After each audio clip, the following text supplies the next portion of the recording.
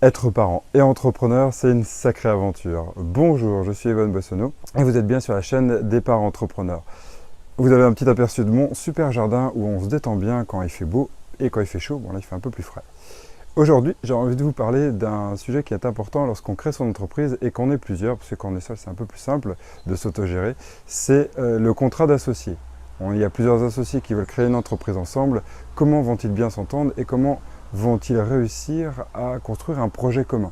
Eh bien, s'ils ne réfléchissent pas à ce projet commun, je pense qu'ils vont peut-être pas tout droit à l'échec, mais il y a des risques que d'ici 2 ou 3 ans, les difficultés commencent à arriver et que chacun, avec leur point de vue, avec leur culture, leur éducation et leurs affinités sur ce qu'ils peuvent voir de l'entreprise, ça risque de changer et ça risque peut-être d'amener des conflits ou en tout cas des incompréhensions, des attentes différentes. Donc le contrat d'associé aide à ça. En fait, la réflexion avant le contrat d'associé va aider à ça.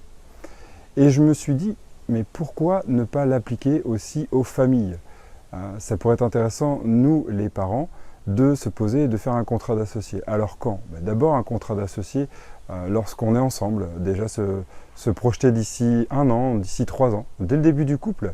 Oui, ça paraît un peu trop bureaucratique, mais en fait ça peut être très intéressant. Et puis avant que l'enfant arrive, c'est-à-dire au début que vous êtes au courant que vous allez être enceinte, vous, madame, et vous, monsieur, futur papa, ça peut être très intéressant de se projeter, de se dire mais pourquoi nous sommes ensemble, quel projet nous allons construire ensemble avec notre enfant et qu'est-ce que nous voulons projeter dans notre enfant, avec notre enfant. Et ça peut être vraiment intéressant de se dire mais qu'est-ce qu'on sera dans 5 ans, qu'est-ce qu'on sera dans 10 ans. Et on peut faire ça assez fréquemment en fait. Le contrat d'associé est bien pour établir des bases, mais après l'idée c'est aussi de l'améliorer, de le revoir tous les ans, tous les 6 mois. Bon, je dirais tous les ans, c'est quand même déjà bien, il faut quand même avoir une base. Si on change tout le temps, les bases ne sont plus solides et ça devient des mouvant. Je vous laisse réfléchir à cette notion de contrat d'associé pour les familles, autant que dans l'entreprise. Laissez-moi un commentaire en bas de cette vidéo pour me parler si vous avez déjà mis ça en place ou si ça vous intéresse.